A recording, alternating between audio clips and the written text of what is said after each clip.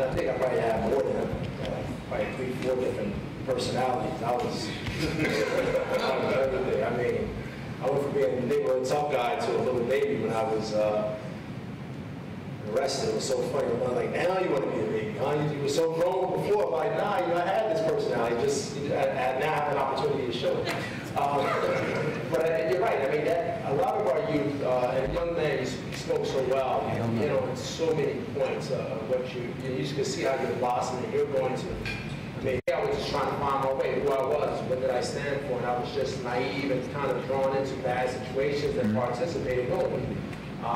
But at the same time, I had a stronger sense of who I was. I hid that with a heart. So our young people do deal with that, and part of my hopes and dreams are to make it so that they don't have to deal with that, so that they can be braggadocious about their education and their academic excellence and talk about how smart they are and how they got an A on this test and they're upset because they got a 99 instead of 100 on examination. And that's where I think the media comes into play as well, because they can shine some lights on it. Because a lot of our youth, I talk about sports and entertainment earlier, music and sports, and a lot of our young women and men aim for that because it's glamorized. I mean, how cool it is to be sitting in the front row at a Jay-Z concert and Beyonce's performing on stage. You know, I mean, that's just awesome. So that's what comes into their mind. So if we can do the same with education, then it would be a lot easier for them to facilitate discussions with each other. They'd be like, man, I got to get home and do my test because I'm trying to go to Yale. I'm trying to go to Harvard. You know, I'm trying to Princeton, wherever. I'm trying to excel. So I think that's part of the key ingredient. And I dealt with the same thing. And being in the streets, I had to be, I instantly transitioned. I mean, I went from my bus ride from high school to home.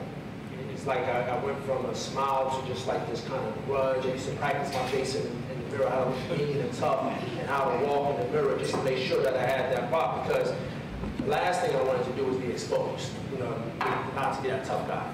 And so I had to sort of, carry the equipment that was part of the environment there.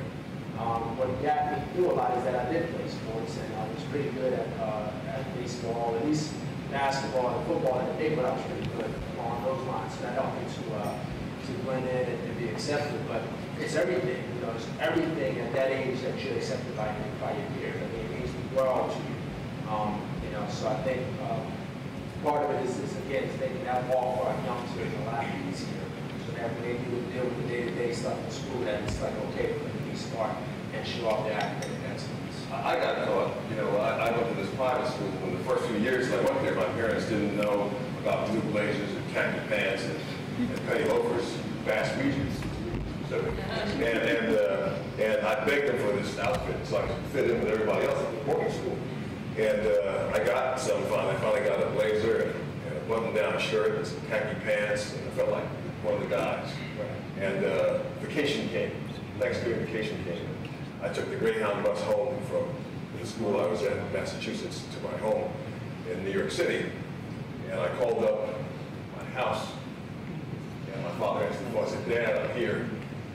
He said, you're where? I said, I'm at 42nd Street. I'm at the bus station. I just got in. He says, son, we'll be delighted to see you when you get home.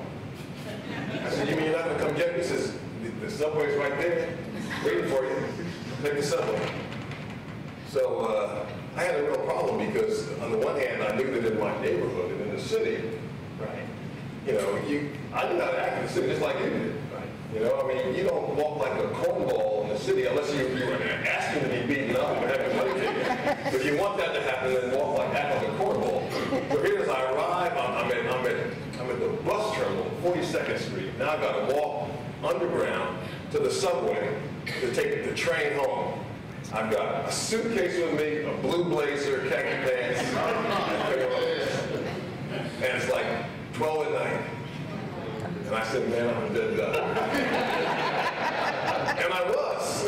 I started walking down the thing, and I said, well, I can put a little bit of a bop in this wall. I can bop. I started walking a little bit, but you can't bop so much with a bag. So I'm trying to bop and carrying my bag and struggling my bag and trying to bop a little bit. And I heard somebody say, yo, man, yo. Like that. And I said, oh, man, it's for me. And I just kept walking. I tried to walk faster. Then you can't be cool and try to run from whoever's getting ready to hurt you with a bag. And I'm just trying to walk quickly like this. And, hey, yo, man, don't you hear me calling you? I'm like, really? Come on. And finally, I heard him running behind me, so I just stopped. And this dude, man, he had a big black, I'll never forget it, man, he had a big black cap on, a big black rim, a black, long, gray leather jacket. He was obviously on drugs. He was twice my size. And I couldn't act like, I couldn't turn and say, what's up, man? You can't say that with what I was wearing. He would say, that voice doesn't come out of those clothes. And so I turned and I said, hey, how are you? You need help? What can I help you with? And so he goes to me, he says, yo, man, you got any money? I think I might. Let's see what I got.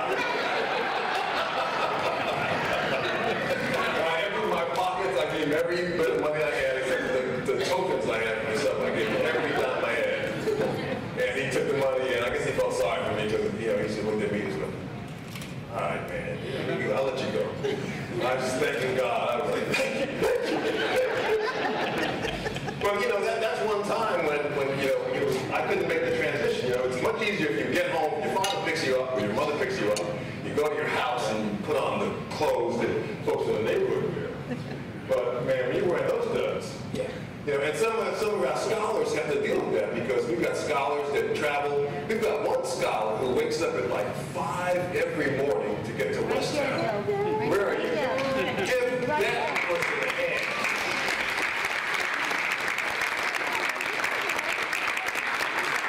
That's a long commute. That is a long commute. Tell us your name and where you go to school. My name's Ahmad. I go to school at West Town. As you know, as already said, I wake up at 5 in the morning I get dressed, brush my teeth, hygiene and stuff. Then I take the bus 6:15 to the train station. Then I take the train to Bryn Mawr Station.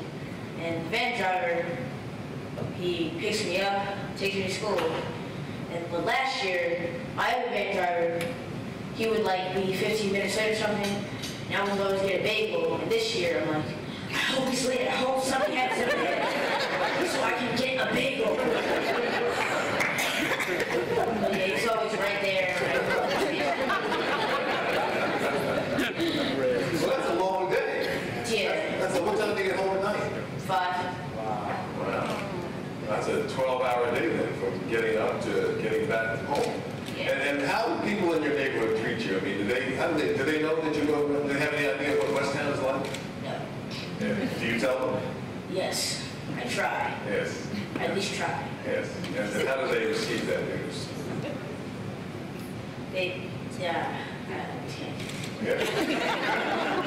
Yeah. We like the way they respond to it. Yes. I want